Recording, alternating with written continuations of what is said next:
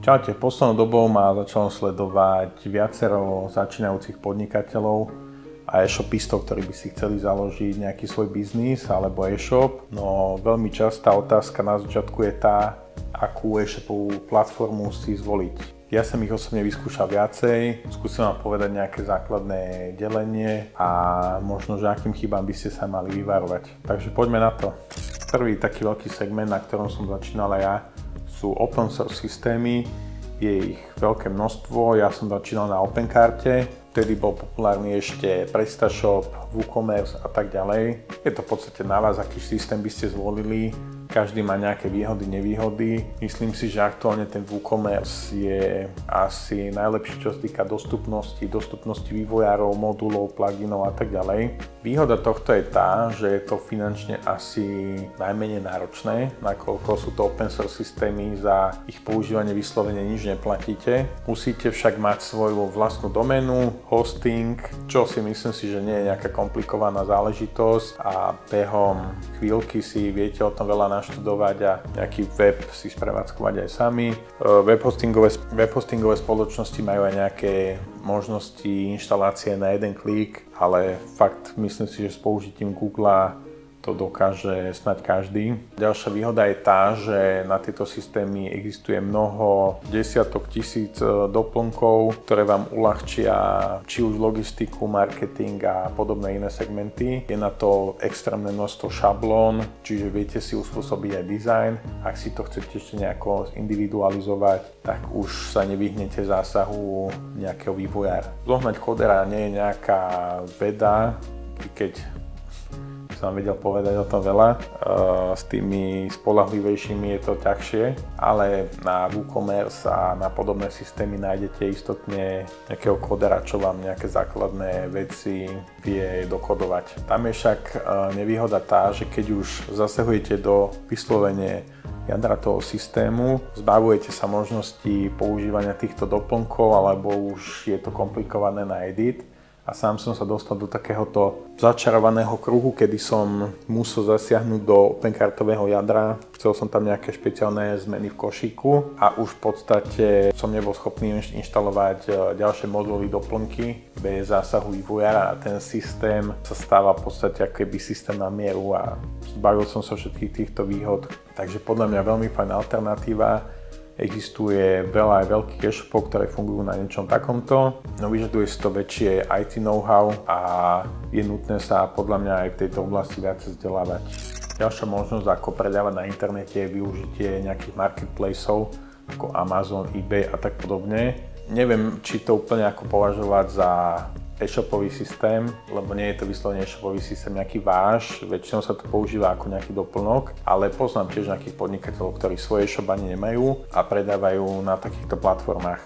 Pre nejaké konkrétne skupiny a pre nejakých obchodníkov to môže mať zmysel, takže dá sa pozrieť aj na to, možno, že niekomu to vyhovuje. Tak kvôli tomuto spomínam v tomto videu, že aj takáto alternatíva existuje. Ak si myslíte, že by vám to mohlo vyhovovať a nechcete sa nabrať s nejakým iným systémom, tak je takisto na YouTube o tom mnoho videí a stačí to len naštudovať. Ďalší systém, ktorý som si tiež vyskúšal, dnes už to považujem za chybu, i keď som sa veľa pri tom naučil, je custom systém alebo systém na mieru, kedy celý systém musíte vyvinúť sami, alebo vám to vyvinie nejaká iná spoločnosť. Výhoda tohto systému je tá, že si viete všetko nadstaviť a vyvinúť tak, ako vám vyhovuje. Či už sa jedná o nejaké procesy v tom biznise, design, funkcionalita, to všetko si tam ako keby vytvárate na mieru a koduje sa to podľa vašich požiadaviek. Tá nevýhoda však za tým veľká je tá, že to stojí akože extrémne množstvo peňazí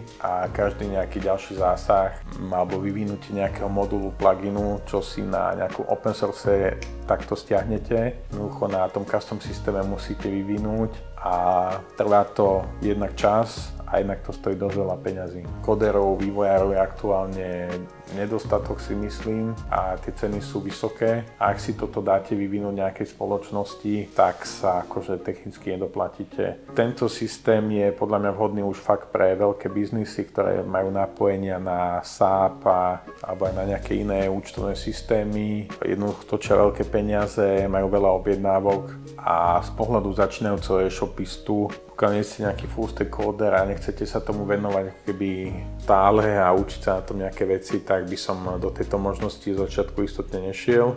Myslím si, že lepšie je to rozbehnúť na niečom lacnejšom, efektívnejšom a potom už jednoducho, keď vám ten e-shop nestačí, tak to viete posunúť ako keby na nejaký ten iný custom systém.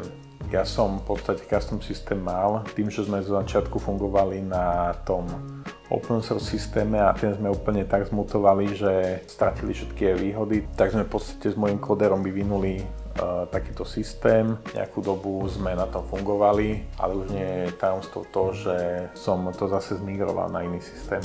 Posledný segment, taký aktuálne asi najpoužívanejší a najznámejší, sú SaaSové služby alebo v podstate prenajmové e-shopové systémy. Je ich tiež viacej, najznámejší u nás a v Čechách je ShopTet, veľmi známy je takisto Shopify a podobné iné. Každý zase má nejaké svoje výhody a nevýhody. Funguje to teda tak, že vy platíte iba mesačné fíčko a všetko ostatné za vás vybavuje spoločnosť, ktorá prevádzkuje ten daný e-shop. Vy si v podstate len kúpite doménu, napojíte ju, zaplatíte to mesačné fíčko a e-shop vám funguje tak, ako by ste si želali. Je to veľmi rýchle, nemáte s tým teoreticky žiadne starosti a môžete teoreticky okamžite predávať. Má to veľa výhod, sám aktuálne funguje na ShopTete, má to však aj nejaké svoje nevýhody. A to také, že je tam komplikovanejšie implementovanie nejakých individuálnych požiadaviek. Niekedy to buď technicky ani nie je možné, čo sa týka ShopTetu, tak tam si viete ako keby